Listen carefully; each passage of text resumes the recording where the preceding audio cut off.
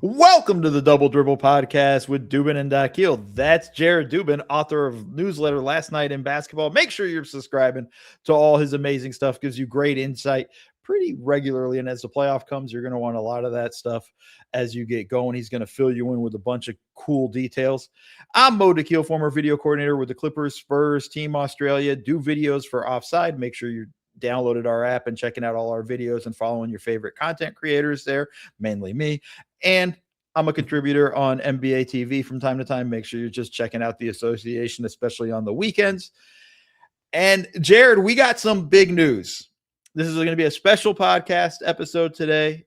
It is the farewell to the Double Dribble podcast feed. We are joining the RealGM Radio Network, which is a good thing for all our listeners.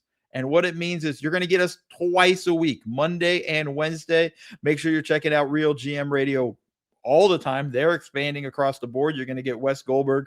He's going to be doing it Tuesday and Thursday. Make sure you're following it. But more importantly, make sure you're subscribing to the RealGM feed, because there's going to be no more Double Dribble podcasts on this feed. It's going to be on the RealGM feed. So make sure you're going to subscribe right now to the RealGM feed. And like I've said before, we didn't hit the 5 million review mark, but I expect us to hit it with the RealGM feed, especially now that we're going to have 4 podcasts a week coming from the RealGM crew. Make sure you're checking all that stuff out. And here's a special episode with the 3 of us, Jared, myself, and Wes Goldberg. On today's show, it is a crossover episode of RealGM Radio and the Double Dribble. I'm Wes Goldberg here with Jared Dubin and Mo Dakil. 2 regulars on the show if you're listening to RealGM Radio. We're doing a crossover episode now and a bunch to get to. We're going to react to the Nuggets win over the Suns. We're going to get in on the Rockets, and then we're going to discuss NBA expansion and some changes to the salary cap. Also, stay tuned until the very end, because we have a major announcement that you're not going to want to miss.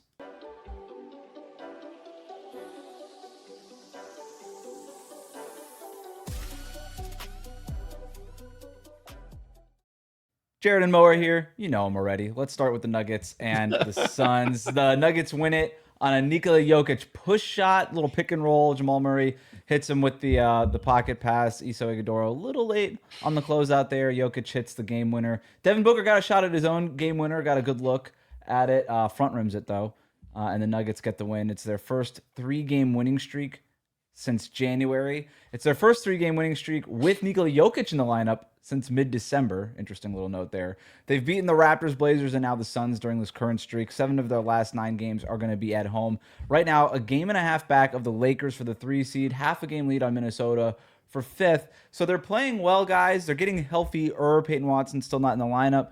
And yet, I'm watching that Suns game, and I'm still not feeling confident about the Nuggets. And I thought at this point at the season, I would. So, Mo, we'll start with you. Why am I not more confident in this Denver Nuggets team right now?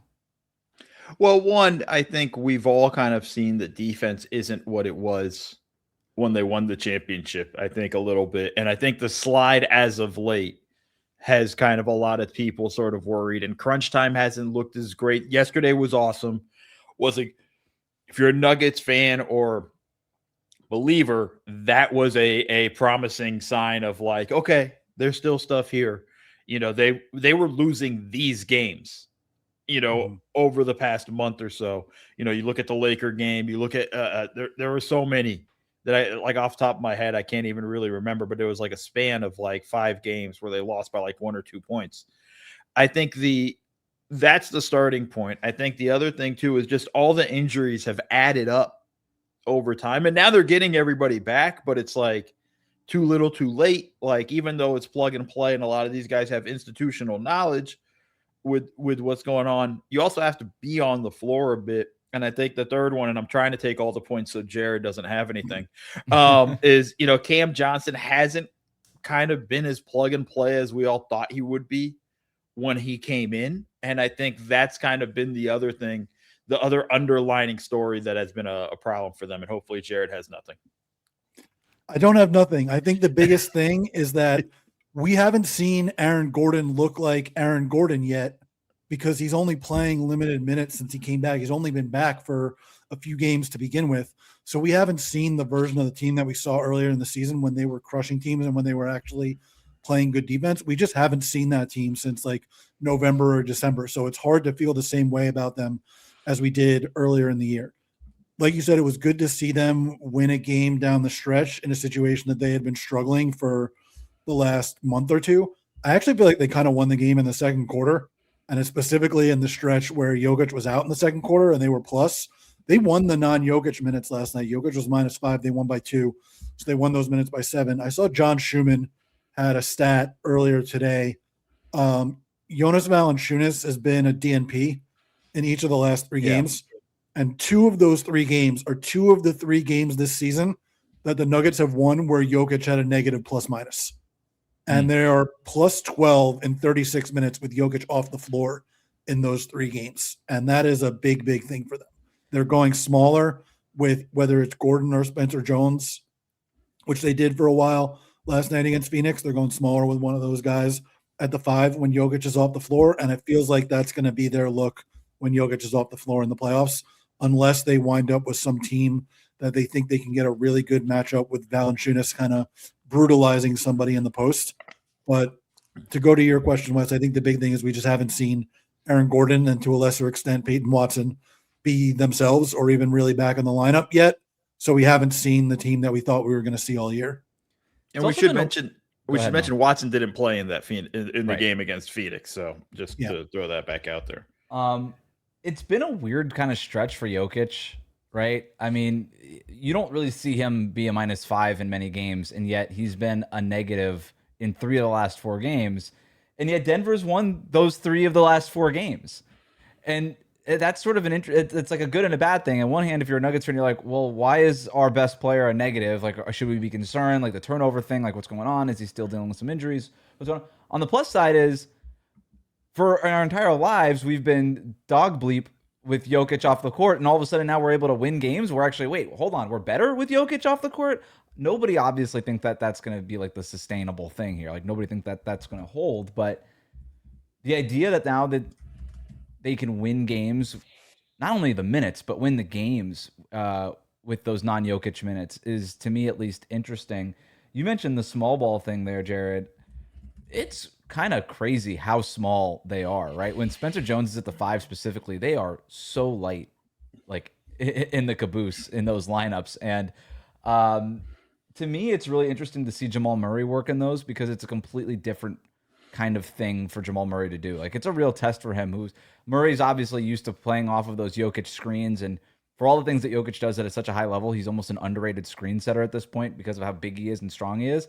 And now it's all of a sudden it's like, all right, now use a Spencer Jones screen, use a Cam Johnson screen instead, and you're like, that's a different kind of screen for this smaller point guard to get around, and yet he's crushing it in those small ball lineups right now. Do we think that this is real, or is this just the Nuggets like trying stuff in this final stretch going into the playoffs, Mo? No, I think it's real. I think it's more trying to figure out stuff. I also don't know if this small lineup is going to be what the small lineup is going to be when we get to the playoffs. Like, right.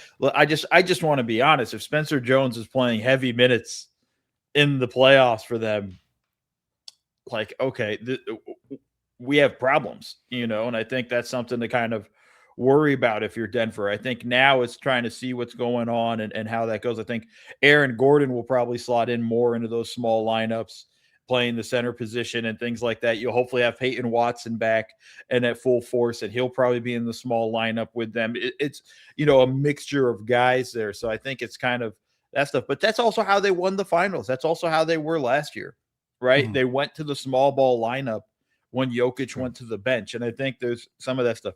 The stuff I find more interesting with the Nuggets is really Jokic's struggle since he's come back from the injury. And I guess like post All-Star, just a simple number breakdown, he's shooting 42% from 3 pre-All-Star break.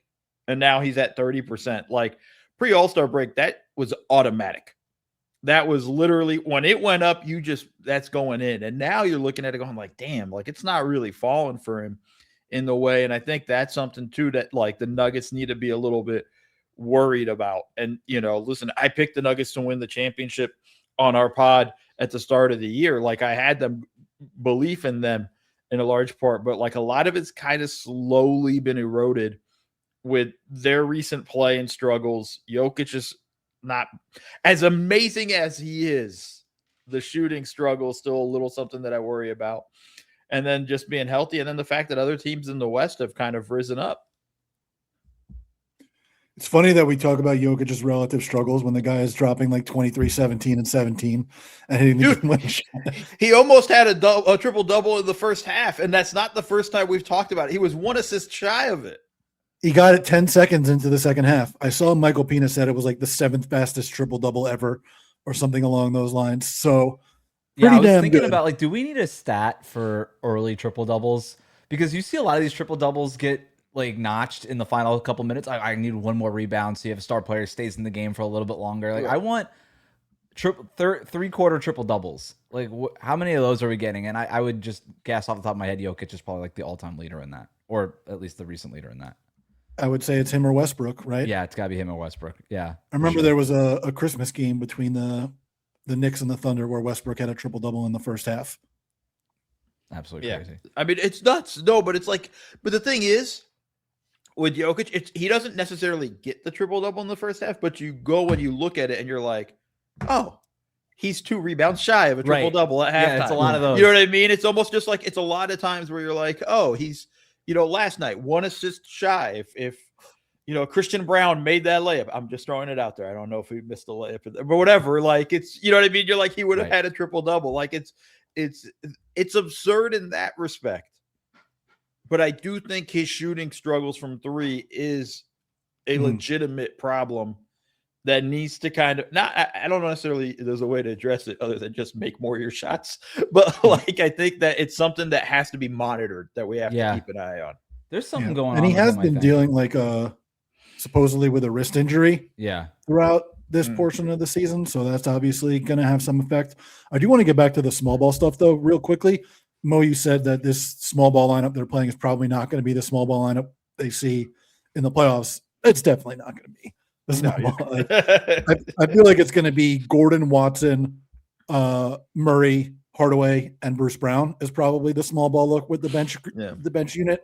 And that's got a lot more positional flexibility and has Gordon setting screens and Bruce Brown setting screens and Hardaway setting screens and more spacing with Hardaway and possibly Watson, given how well he shot throughout the season, and Gordon, given how well he shot the last few seasons. So I feel like it's a little bit better than what you see with Spencer Jones out there. The defense to me is the big problem with them, because I think we all expect Jokic to eventually hopefully just get, look, if he's shooting 30% from 3 and he's turning the ball over a bunch and this wrist is clearly bothering him. Like, a lot of these turnovers over this recent stretch is him just like losing the ball kind of things, or a lot of bad passes, just stuff where you could tell the hand or the wrist is a problem typically.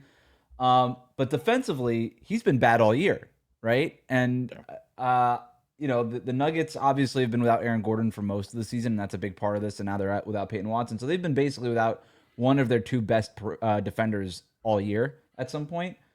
But I watched that game last night against Phoenix, and they start with Jokic kind of coming to the level. The Suns just go side pick and roll over and over again in the first quarter and just tear it apart. And then the Nuggets are like, yeah, we're just not going to do that again. They go back to drop with Jokic. And then in the fourth quarter, like, we don't trust our defense enough. We're going to go to hack Iso Iguodaro. That's going to be our defensive strategy, which I thought backfired. I thought it slowed the game down way too much. It actually let Phoenix kind of get back into it, I thought. I think that was a big reason why Jokic was a minus in the fourth quarter also, is because that strategy just didn't work. But whatever you think about the game last night, they ultimately got the win. Whatever they're doing defensively this season and then going to Haka in the fourth quarter probably isn't going to work to try to get back to the NBA Finals. I think for me, part of it is I wonder if Jokic is like in flip the switch mode. Mm-hmm. And part of it might be injuries and things like that, and conserving energy and for the offense. But I think part of it too is like when we get to the playoffs, I think he will be more locked in defensively. It hasn't been a good defensive season from Jokic to that degree. But also, again, This is where Aaron Gordon matters. And Aaron Gordon did a great job in terms of keeping the pressure off Jokic defensively, where Jokic's defensive job was a little bit easier too. So he would look even better. But there were also times in the game last night that I thought was good. There was one where he strung out a ball screen with Booker. Booker was trying to string him out, and it was kind of a double, and it was late in the game. And he did a great job staying with Book, letting them double, and they wanted to get the ball out of his hands, and it worked kind of perfectly. And that's kind of the way they were going. Like, I won't be shocked if we all of a sudden get to the playoffs and all of a sudden we see Jokic like switching and, Duke style slapping his hands down on the ground and all that stuff. But like, that would be shocking if he ever did that. Let's just be honest. But like I won't be surprised if we see his defensive intensity kind of come up a bit more in the playoffs and meet more of our expectations of what we're used to from him. Mm-hmm. Yeah, I'm with you on that. But I still think the key is just having Gordon and Watson out there. Like, that's the best perimeter defender and the best interior defender, and they just haven't had that all year. And that's why their defense is, was it 23rd, if I'm remembering correctly? I just looked it up this morning. They were 21st, but 21st. That's not good. But I do wonder if part of them is like almost at this sort of Spurs level of, we just know what we are in the postseason. We don't really have to worry about it so much in the play. But again, they're experimenting with stuff. They're trying things right now. I guess that's good. But ultimately, before we get off this topic, I mean, I know, Mo, you said you picked Denver to win the championship. I'm not going to ask you to revise that pick here right now. But like, we kind of just, it's Oklahoma City. It's probably San Antonio. And despite wherever Denver ends up in the standings, because the Western Conference standings are so packed right now, we kind of all are giving the benefit of the doubt, it sounds like, and probably putting them in that. I mean, I guess I don't want to turn this into a Lakers conversation because there's been enough of those, but like third or fourth, I guess, with the Lakers included. No, it's only a 3-team race. We don't have to go into the Lakers. Yeah, I would still have Denver third too. Like, if you give me a Denver LA series, I'm still taking the Nuggets just because of like the not institutional memory, but the institutional confidence I have in them, which maybe it's just residual from 3 years ago at this point. But I've got that confidence in them just because we've seen them do it before. Also, Jokic is still freaking amazing. I know I'm the one that brought this up, of his shooting numbers, but everything else is awesome. Like, the Lakers don't have an answer for how to defend him in that regard if we get to a series. You mean DeAndre Ayton's not the answer? DeAndre Ayton's not the answer. And bad job the last time these teams let's played. go small and put Rui Hachimura on him, because that was supposedly the solution in that playoffs. Rui's hurt too. Rui's hurt. So we're in see Marcus Smart on Jokic at some point too. JJ Redick and Galaxy, that's fine. It. That's fine. Like, in that regard, I'm not that worried about the Nuggets. I still have them in the top. Now, I might have them below San Antonio at this point. And I think I'm higher on San Antonio than most people. But like, I think this is still not going to doubt this team. They still have Jokic. He's still a freak. Yeah, I was listening to a Nuggets podcast after the game, and they were like, just sort of an underwhelming night for Jokic. I'm like, look at the box score. What do you mean? Like, but that's are we at the point of taking this guy for granted? I think we are. But that's the thing about Jokic is, and I had posted this on all my socials, like, he practically had a triple-double at halftime, and it was so casual. It was effortless. It was the most casual triple-double, like halftime, 1 assist shy triple-double. We're just like, I will say this. It's hard to quantify it just with the box score stats with Jokic. Watching him, and maybe it's not, maybe it's just the turnovers, but it didn't. That last night was the first time where I felt like, oh, this is Jokic, like almost to what I was kind of expecting him to be at. This is a better version than what we've gotten over this recent stretch. And if that's true, we're taking that step in the right direction, then maybe we're finally getting into that gear that we were talking about. I'm with you guys. I have Denver number 3 in my Western Conference power rankings, just, my impromptu casual one here. I'm a little bit higher on the Lakers maybe than you guys are. I put them a little bit closer to Denver, but I'd still pick Denver in a series. Let's take a quick break. And why are you a little bit higher on the Lakers? What's the way Luka has played? I don't want to just sit here. I would hesitate to just sit here and be like, they don't have a shot. That's really all it is. Just if Luka is playing this way, and LeBron is totally bought in. I think Redick is a good coach, for the most part, as long as he doesn't like outthink himself and get too cute with things sometimes. Yeah, and if they can make some shots, I just don't want to. I don't want to sit here if they have that kind of top end talent and just be like they don't have a shot. I would hesitate to do that. I will say on the JJ outthinking himself thing, I feel like he's got a great strategy these days of taking his challenge early in the game on kind of a nonsense play. Get it out of the way. So that his team of ridiculous complainers can stop complaining the rest of the game. He challenges early and in the first quarter more than any coach I think I've ever seen. And a lot of times it's on such a low value play. And I feel like that has to be the strategy behind it. Have I ever told you a good call? I ever told you my rule if I was with an organization or a coach of a team and the challenge? First off, I hate the challenge. Get rid of it all. I'm always going to say it. Yep. Get rid of this whole thing. And even replays. Done with it. Out. Speed the game up. If I challenge something because a player did this to me, if we lose the challenge, they're getting fined. Internal fine. I like that. Internal fine. That's just a small little, and not like a $200 fine. We'll have a little thing. We'll put it in a pile, and then we'll give it to the video room or the support staff at the end of the season. But anytime you got to give it to the challenge guy who got overruled by the star player. I like the idea of maybe making them doing something embarrassing at the next practice. Like you have to practice in a chicken costume. Like the next one, like you want to make a big show out of yourself. You want to call attention. They don't practice enough. They don't practice. Nobody practices anyway. At this time of year, nobody's practicing, and that's not a shot. It's just resting. Show up at the morning walk through in a chicken costume. I can't remember who it was, but someone was saying that the Pistons had their first practice since late January, and it's going to be their last practice of the season. I was like, absolutely that tracks for this time of year. Yep. Mo, on the replay challenge part, I'm with you. Get rid of them. I feel like we, just in general, not just even we as a media thing, just everybody in the world talks about the NBA like it's the NFL and just assumes, well, the NFL has instant replay and the NFL has a challenge, so the NBA ought to have that too. It's where it does. No, I will go to my grave on this. There will never be a championship decided. Who wins the championship will never be decided because we had or did not have instant replay or have and had not had challenges. In the NBA, the best team or one of the best teams tends to win the championship. Where in the NFL, I understand why you need instant replay and challenges, because the New Orleans Saints can be eliminated from the playoffs because of a bad ruling on a catch or something like that. Those plays, and because there's so few games and we're dealing with such a smaller sample, those plays actually matter so much more. They have outsized importance in that sport. Where in the NBA, if a ball goes out of bounds in March, who cares? It doesn't mean that a different team is going to win the championship at the end of this thing. Just move it along.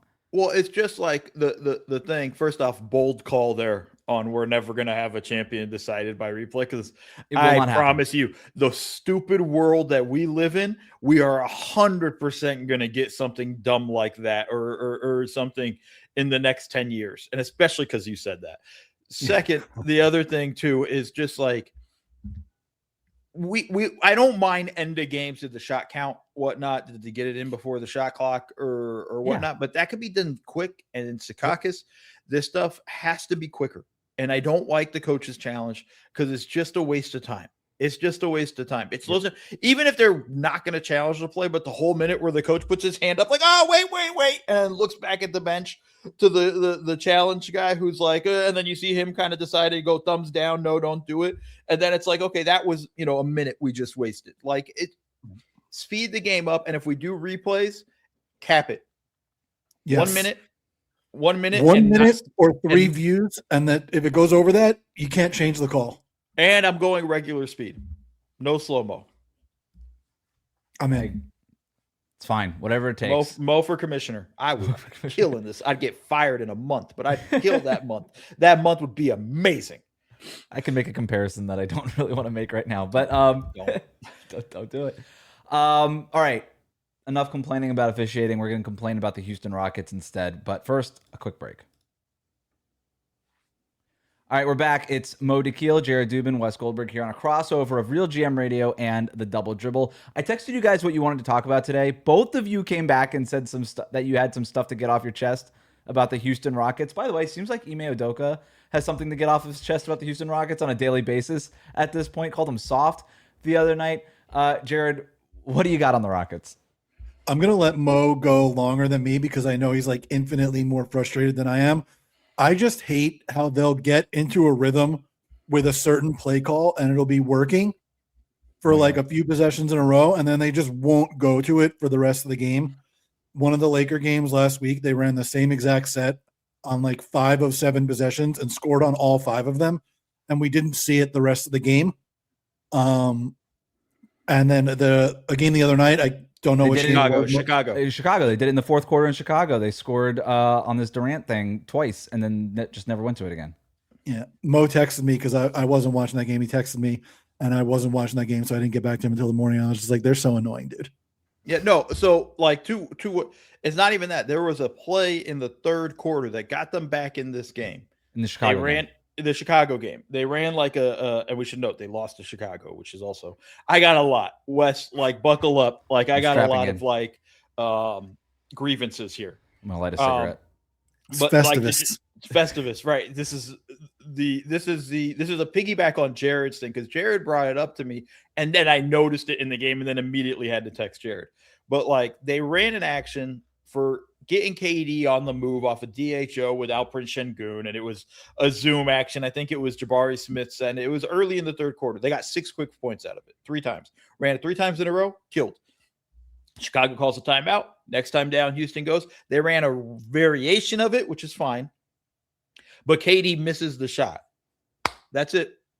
That's what I was talking about. It wasn't the fourth quarter. You're right. It was the third quarter. Yeah. But it was 6 straight points. So you ran it 4 possessions and got 6 points out of it. But because you missed the last time, we're good. We don't need to run that again. And, they're doing a couple other things. They're running a little horn stuff, kind of similar to the way the Nuggets operate with Şengün at the elbow instead of Jokic and getting some good stuff out of it. That was the play that kept working against the Lakers. But then they just go away from it. And it's like, this is Ime Udoka wants to call the team soft. No problem. I'm going to call Udoka out in that he has no offensive bag. Because this is getting to the point where it's ridiculous. We saw this when he was the coach in Boston. They really had no coherent offense and an idea of really what they want to do offensively. Sure, they were good defensively. They were physical as hell. And by the way, it was the second half of the season because the first half of the season they stunk. And, you're seeing that now play out in Houston. The first couple of years, they were changing the culture. We're going to focus on defense. Great. Everybody's locked in. Boom. Last season, hey, our offense stunk. It's okay. We got KD. And now we're back to it. Part of it, I understand they lost Fred VanVleet. That's a big blow. I think all the people who were like, oh, this is a blessing in disguise for Amen Thompson. And it ended up, you know what? Like it might pay off well in the future, but it ain't going to help them now. And they were focused on the now, right? They took way too long to move Reed Shepherd into the starting lineup. And Jared knows it. I'm not a Reed Shepherd fan. And I hate to admit when I'm like wrong.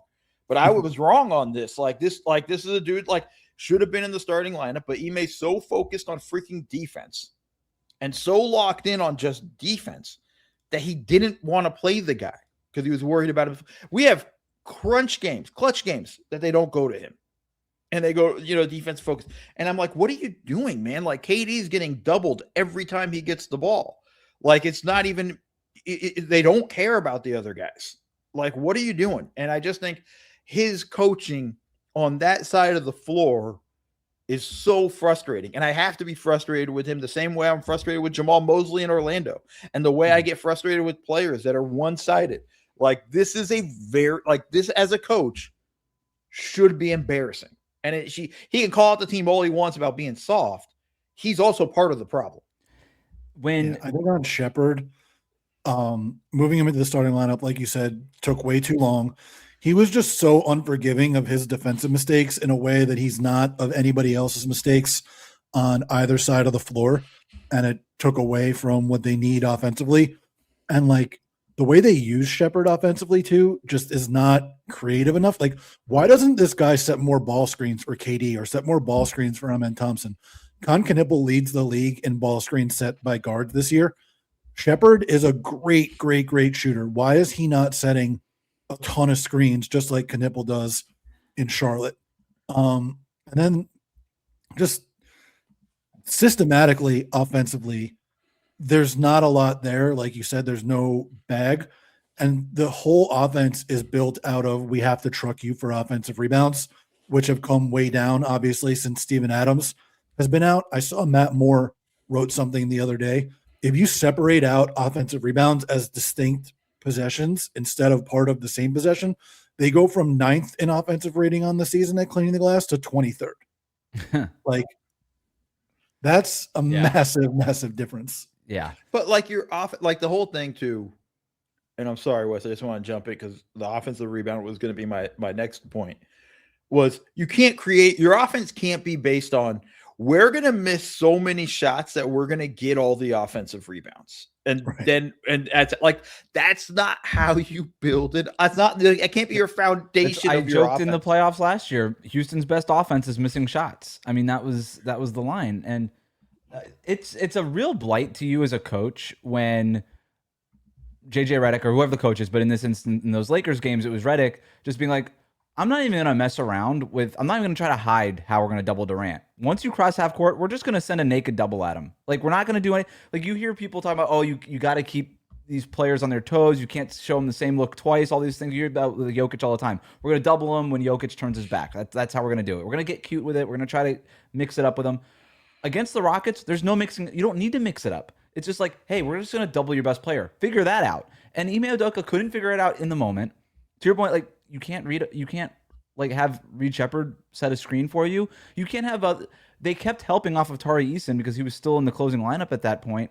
And Tari Eason's just right there next to, above the break, next to Durant. It's like, have a shooter there that they can't help off of. This is obvious. Tari Eason hasn't hit a three-pointer since November. Like, what are we doing here?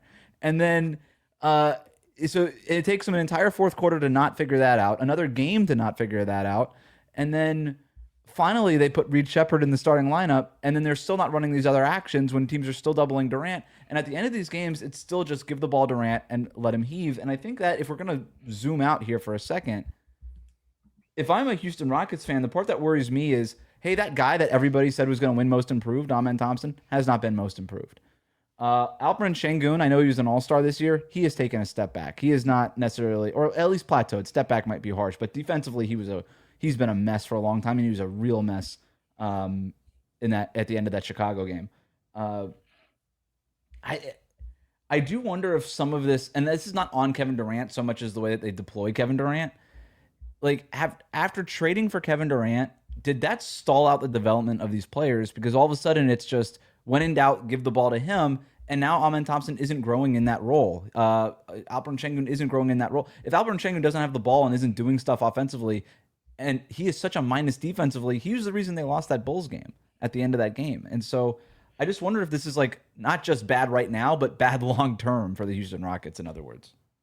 I would say two things. So first, I would say one of the things that we said about them last year was they needed a guy where you could just give him the ball and tell him to go to work because they didn't have any individual shot creation in the half court. They got that guy, the perfect guy for it, but now they don't have anything else. They don't do anything else other than just KD go do something, or Şengün go do something, or Amen try to eat up all the space in front of you and go to the basket by yourself with no help.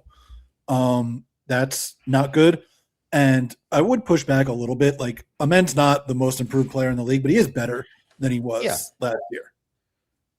Yeah, I don't want to. I agree with you. Like, he's not the most improved, but he is, and he is better. He's improved, even as a playmaker. Yeah, but it's not to the point of like you need a champion. You need a championship level guy, right? Like, your team's the win now team, right? Plain and simple. With when you have KD. And the stuff you gave up in the trade, it's win now. And I feel bad when we talked about the Phoenix-Denver game. We didn't talk about Phoenix at all. Jalen Green's playing really well for Phoenix, right? Not saying he would have done that in Houston, but you're seeing some stuff kind of pop off with the way he's playing and some pop that he has. But ultimately, like, the Fred VanVleet loss was huge. Steven Adams loss was huge.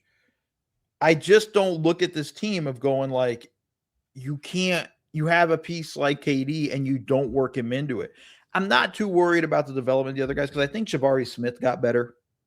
I think he's improved playing with KD. We're understanding the way KD plays. I think he's gotten better. He's never going to reach the potential and the dreams that I have hoped for him because I was very high on what I thought he could be. I don't think he'll ever get to those levels. but like he's gotten better. All these guys have improved playing with Kevin Durant. But the way they deploy KD, they are not maximizing it. It's almost just like, here, go figure it out, is your offense. And that's just not fair to these dudes. And I think that's the other problem. And the last thing we got to talk about with them, man, the team dynamic sucks when you watch them. There is no juice with them. And it's like, and it starts honestly, and I'm going at Udoka because it starts with him too. Like there's a clip, it was the Denver game a few weeks ago where I think Jabari Smith got beat to a loose ball and it led to a fast break and Christian Brown had a layup on the other end. They call a timeout. And, I love the shots. I love the replays of like, the coach when he's coming out of a time or when he's calls the timeout or he is giving Jabari Smith the death stare. He might have said something or two.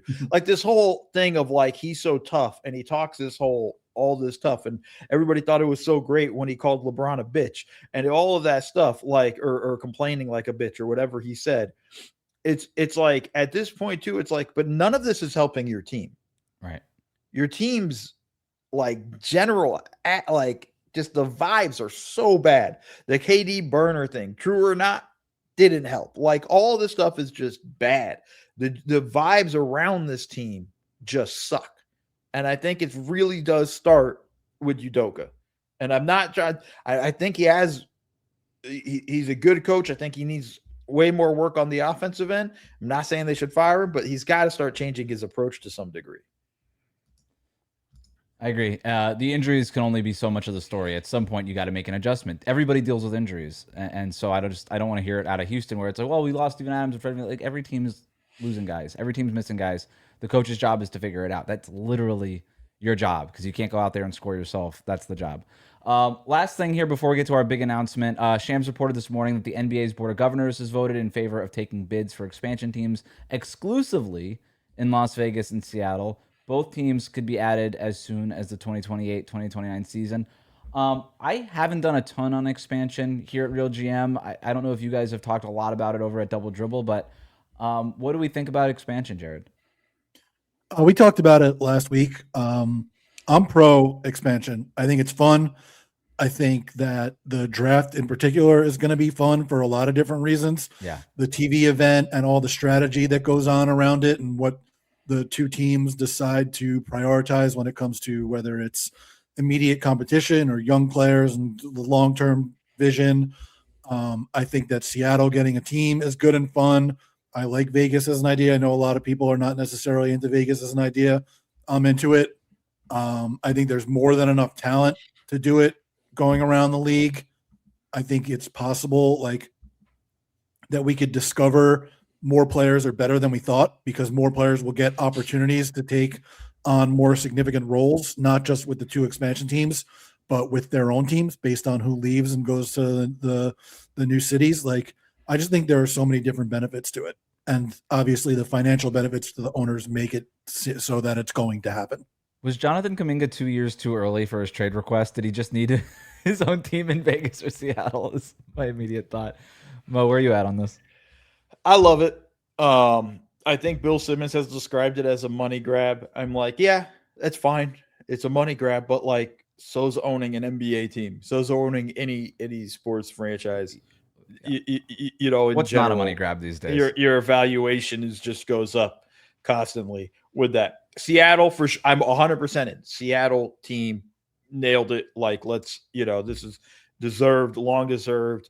I mentioned it on our podcast last week. I would love for the KD return to the Sonics for his retirement run type of deal, and just him in the green and yellow would be awesome. I'm happy for Portland, to be honest with you, for them to have like a travel partner or at least one road trip that's not a 2 to 3 hour flight is a big win for them in that regard. And I think it's good for hopefully we get even a little bit of a rivalry between the two. I like Vegas. I'm kind of surprised by the number of people that are like pushing back on Vegas as a city, going like they don't get why the NBA is going there. I talked a little bit last week about the Lakers, it kind of being a largely Laker market. I think they will have a hard job to kind of get fans, but I think they can do it if they do it right. I think there's concerns because Utah's 90 minutes away or whatever, and things like that. Like, I'm not worried about it in that regard. And also, like, it's only a problem when the NBA does it, right? Like, nobody cared when the Raiders moved to Vegas. It wasn't like, why are they going to Vegas? Nobody cares when the A's are moving to Vegas. People in Oakland care. The people I was gonna say, yeah. I was gonna say Oakland does, but I just mean in general of like, but not enough, which is why they're moving. but nobody. The NHL has a team, like, it's proof and concept. It has worked, and now they're like shocked the NBA wants to go there. I'm kind of surprised. I think it's a backlash to the sports gambling thing, as if Vegas has anything to do with sports gambling anymore. Like, it's so decentralized at this point that it does. People in Salt Lake City are sports gambling. It does not matter. And then I'm with you guys. The other thing too, because everybody keeps saying like they prefer relocation, and like a lot of times people are just talking about moving Memphis to Nashville. Mm-hmm. Like, when the Grizzlies are good, Memphis is a great NBA city.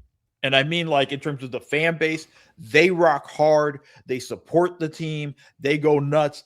I hated playing in there when we, playoffs. I'd been there for 3 playoff series in a row for 3 years. Lost when I was with San Antonio. Miraculous comeback with the Clippers in game 1 and then win game 7. One day I'll tell you the story of the party after game 1. And then, lost the next year with the Clippers in Memphis. Like, I've been there. It's rocking. And the whole thing when they had the run with Ja and going at the Warriors, I don't want to lose that. So, like, I kind of wince a little bit when everybody's like, I prefer relocation. I'm like, that's not really like cool. Yeah, and I don't understand the prefer. I guess the idea is we don't dilute the league. We're just moving a team. But to me, it just comes back down to the fan bases. Like, are the people in Seattle super stoked to have their team back? Yes. Are the people in Vegas excited? This is the other thing. All of us have been to Summer League. That city loves NBA basketball. That city loves basketball. They show up for Summer League. They love the stars. They love everything. And I think Vegas is going to be a great city for basketball. They really support the Aces. Like, there's real culture there in terms of supporting sports. I have a dumb idea. This is the place for that. I love dumb ideas. I love dumb ideas. It just happened now. No thought process. Nothing whatsoever. I would hope so. Whatever. This is like a kind of just hit my mind, and I'm like, because like Vegas, if the team has a team, like, I don't want there to be Summer League in Vegas. Right? If it has an NBA team, I kind of like Summer League being in a non-NBA city. Okay, so where are you putting it? Nashville. Let's go. And let's see if Nashville can prove that they have. I don't know what the weather's like in Nashville in the summer. I was going to say, at least it won't be like 120 degrees. Right, I was going to say, like, it's not 1,000 it's like a 3-hour flight for me as opposed to going all the way to Vegas now. And I just think, I don't know. I just think that might be a fun one. You use Summer League to suss out the next expansion cities. Like, you're up for expansion. Let's see if you could support Summer League, and then if you do a good job, maybe you get a team. Well, then you got to talk about Utah Summer League and what is it, Orlando Summer League? One of them doesn't exist anymore. Orlando's out. Anymore, they moved. And now that we have in the Bay Area, they go between San Francisco and Sacramento. California Classic or whatever which the Heat participate in every year. They're just like, we love basketball. We're gonna fly across the country for summer. It's all right, relax. Not everything has to be Heat culture. Everything's about Heat culture. Before we leave, we have a major announcement. No. Oh, go ahead. One other thing. Go for it. Because I wanted to talk about it. Because I'm full of rants today. Sorry, guys. I know we said we were going to go 45 minutes, but Jared knows I just go nuts sometimes. The cap going down $1 million is not a big deal. And the number of tweets these are from idiots, not like professional, like the number of people who are using that to be like, oh, look, the NBA is losing money, all this stuff. Shut up. Shut up. Yeah. The cap is also not going down. It's just coming in $1 million lower than projected. It's still going up. It's still going yeah. Actually, that's a great.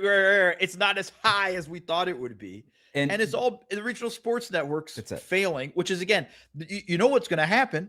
They're going to find a way to bundle this up and add more money to the league. Correct. They're just going to sell the regional networks to Amazon or whatever, and that'll be the way it works. If you have a problem with the cap going down $1 million, take it out with FanDuel Sports Network, which already was doing a terrible job broadcasting these games. I don't remember a company that did a worse job broadcasting some of these basketball games. I can't watch the Cavaliers home broadcast because the entire game they have a thing over the score that says the diff, plus or minus whatever, and I'm like, you don't think we could do math what the difference between 56 versus 50 is right now? Like, you have to put the diff 6 for me. The worst and it's part there the is entire game. That graphic is not the same size as the score graphic. Right. So it's like there's like a little bit of an edge in between the two. So it bugs me so much. I cannot watch Cavaliers broadcasts. Only true sickos like us would care or notice whatsoever. The funniest thing was, I honestly think whoever came up with that thought they were Dan Gilbert. Cooking. Okay, Dan Gilbert thought he was cooking. Yeah. And he was like, man, wait till you see this. Every team in the all these league, non-billionaires are too dumb to do math. All these broadcasts are going to follow us and copy us. We're going to lead the way with the diff. Get out of here. It's so bad. I know a place where you could stuff that diff and then we can move on. All right. Anything else? No, I'm done. Okay, I'm done. Good. I'm sorry. I won't. No, you got your $1 million. I got the diff out. We're good. We got it all. I got out. my Nashville Summer League idea out. That one came just out of nowhere. Yeah, so you're welcome. Thank Commissioner, you. Just give me the job. I was more into it earlier in the podcast. You don't want to go to Nashville? I just cut your travel time down. That's true. No for commish. I do like Vegas though. I'm a Vegas guy. I love it. Let's put more things in Vegas, just not in July. How's that? Let's do that. Before we leave, major announcement about the future of RealGM Radio and the Double Dribble. And it's that the Double Dribble is joining RealGM Radio. You guys are joining the RealGM Radio feed. We're going to expand the show from one full-length episode, which is the show I typically do, RealGM Radio with Wes Goldberg. We're going to expand that from one full-length episode to 4 every single week. This is a huge rollout. Jared and Mo, you guys are bringing your podcast into the RealGM Radio feed. So if you're already subscribed to RealGM Radio, you're listening to this episode on that feed, you don't have to do anything. Just stick with it. This new show, The Double Dribble, will pop up in your feed twice a week. Mondays and Wednesdays is what we're planning right now. If you're listening to this episode on the Double Dribble feed, just make sure that you subscribe to the RealGM Radio feed on your podcast app to make sure that you keep getting the Double Dribble and the RealGM Radio, everything else that's on that feed. Also, make sure that you subscribe on YouTube, RealGM Radio on YouTube. All the episodes will be streamed there as well. So in addition to Double Dribble coming over, I'm going to be doing 2 full-length episodes a week now, Tuesdays and Thursdays. There's another announcement about that on the way. But this is more about you guys. Super excited to be teaming up with you guys. Both of you have been staples on RealGM Radio for a really long time. I think it's why this partnership makes a ton of sense, is because A, you guys are awesome, and B, the people who are already tuning into RealGM Radio know your voices. You guys are familiar voices. You guys are respected. And I just think everybody loves the episodes you're on. And now they just get more of that. And what's wrong with that? So really excited to have you both on. I'll hand it off to you guys now. I'm excited too. I would say what's wrong with that is that they have to hear us and listen to us multiple times a week now instead of just one time a week. Yeah, now we're going to talk about our dogs twice a week now on the podcast versus the other. No, we're very excited. This is awesome. And to be honest, like, this is shout out to all the people who supported the Double Dribble podcast, because it's only a year old. Not even. We're at 11 months. We started in April, I think. Jared, correct me if I'm wrong. And, and had some fun false starts in the very beginning. Thanks to yours. Let's not talk about those. Yours truly, but we got those out of the way, and now we're joining the RealGM family. We're excited. This is going to be a lot of fun, and hopefully everybody continues to rock with all of us. That's right. So just as a reminder, if you're a subscriber already to RealGM Radio, don't do anything. You'll just start getting a bunch of more great content in your feed. That's all it takes. If you're subscribing and listening right now on the Double Dribble feed, make sure that you go find RealGM Radio on Apple, Spotify, whatever you use. Subscribe there, because that's how you're going to get the Double Dribble going forward. Twice a week instead of once a week. More ideas like Nashville and genius dog talk and complaining about coaching. All of it. Super excited, guys. This was a great episode. Stoked to be working with you guys more going forward. See y'all.